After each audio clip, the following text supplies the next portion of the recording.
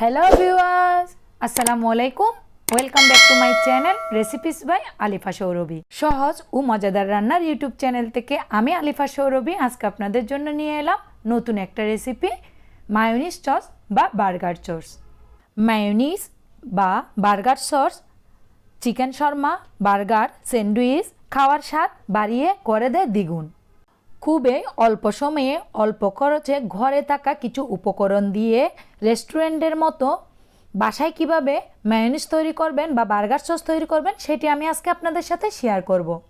আমি মায়োনিজের সব উপকরণ ব্লেন্ডার জারে একসাথে দিয়ে দিচ্ছি।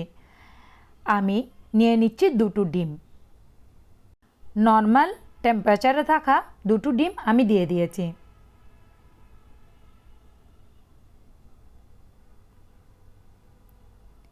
এবার দিয়ে দিচ্ছি 2 টেবিল স্পুন রসুন কুচি। আমি রসুনটাকে মিহি কুচি করে নিয়েছি। আপনারা যদি একটা ডিমের মায়োনিজ সস তৈরি করতে চান তাহলে প্রতিটি জিনিসের অর্ধেক পরিমাণ করে দিবেন। একটা ডিমের সাথে প্রতিটি জিনিসের অর্ধেক পরিমাণ দিলে অর্ধেক পরিমাণ মায়োনিজ সস তৈরি হবে। এবার দিয়ে দিলাম 1 টেবিল স্পুন সরিষা বাটা, দিয়ে দিলাম হাফ টেবিল স্পুন গোলমরিচ গুঁড়া,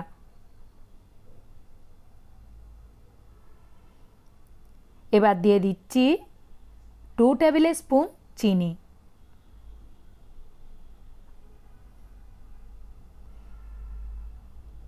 এবার দিয়ে দিলাম 2 টেবিল স্পুন পাউডার মিল্ক,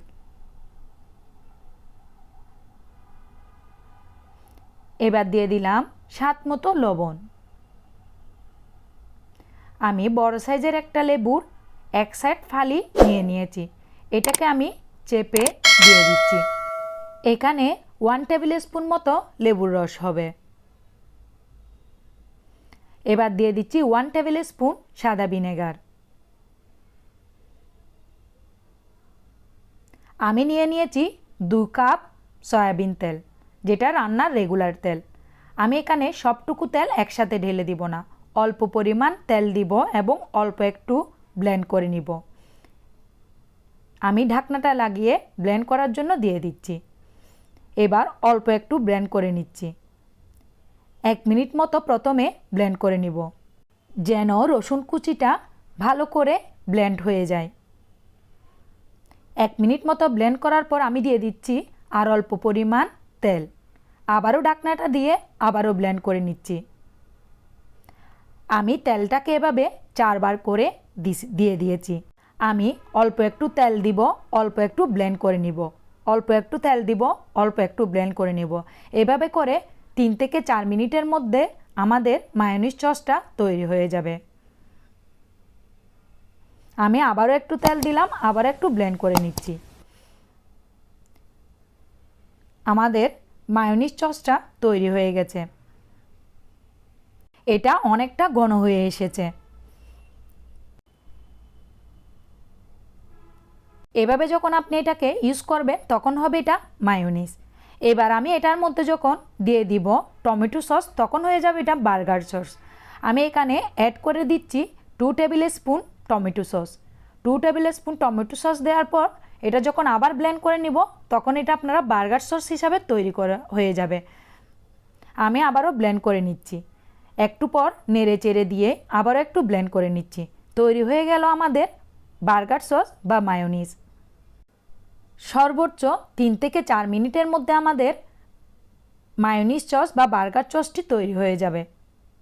এটা খেতে খুবই অসাধারণ হয়, এটা রেস্টুরেন্টের স্বাদকেও হার মানায়। আমার এই রেসিপিটি একবার বাসায় ট্রাই করে দেখবেন।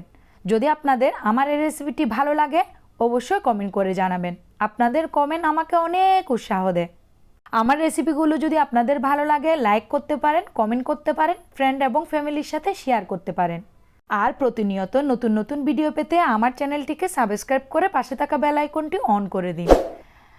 এতে করে আমি চ্যানেলে ভিডিও আপলোড দেওয়ার সাথে সাথে আপনার মোবাইলে ভিডিও নোটিফিকেশনটি পৌঁছে যাবে। একটু ভালোবাসা দেখালেই কিন্তু লাইক করা যায়, কমেন্ট করা যায় এবং সাবস্ক্রাইব করা যায়। আপনাদের সাবস্ক্রাইব আমার সামনে আগানোর অনুপ্রেরণা। আজ এ পর্যন্ত, ইনশাআল্লাহ আবারও দেখা হবে নতুন কোনো রেসিপি নিয়ে। সেই পর্যন্ত সবার জন্য রইল অনেক অনেক ভালোবাসা ও শুভেচ্ছা। Thanks for watching this video. Stay with us, live, love and respect. Assalamu alaikum. Allah Hafiz.